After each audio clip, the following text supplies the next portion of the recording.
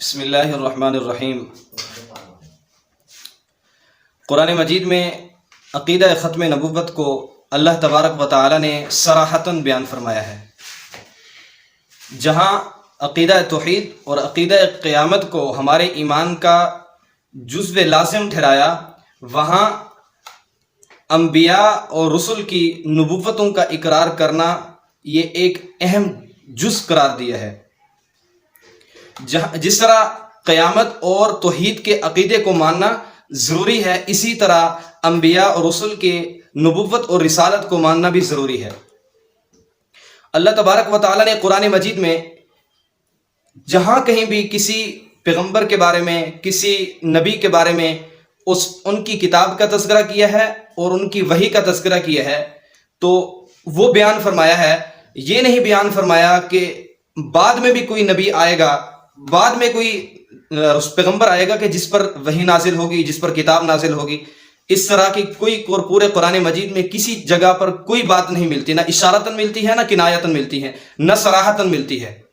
قرآن مجید کی آیت ہے یؤمنون بما انزل الیک وما انزل من قبلک، وہ ایمان لے کے آئے جو آپ پر اتارا گیا،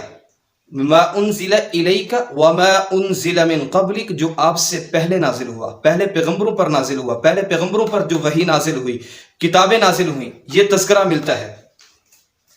اسی طرح ما کان محمد ابا احد من رجالکم ولکن رسول اللہ وخاتم النبیین،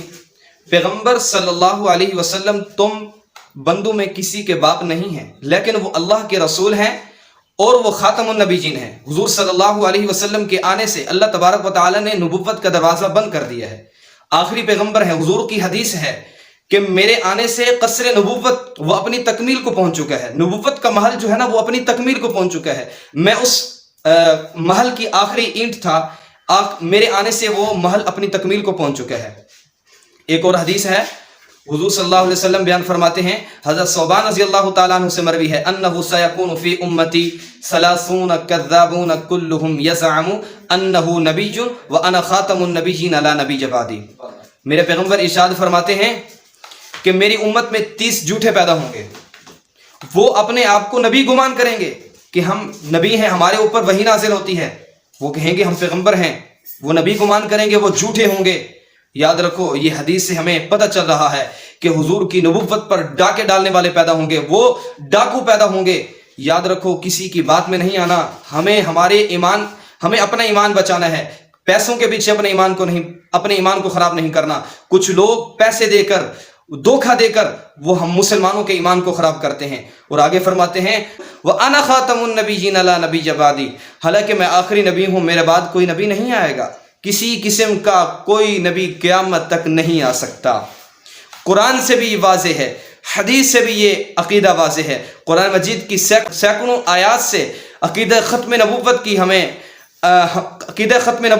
کا ہمیں تذکرہ ملتا ہے، عقیدہ ختم نبوت واضح ہوتا ہے، اور اسی طرح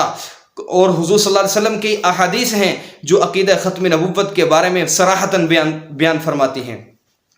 خدا نے ختم کر دی ان پر نبوت بھی رسالت بھی، خدا نے ختم کر دی ان پر نبوت بھی رسالت بھی، وہی ہے آخری نبی اور آخری ہے ان کی امت بھی، فرما گئے یہ ہادی لا نبی بعدی۔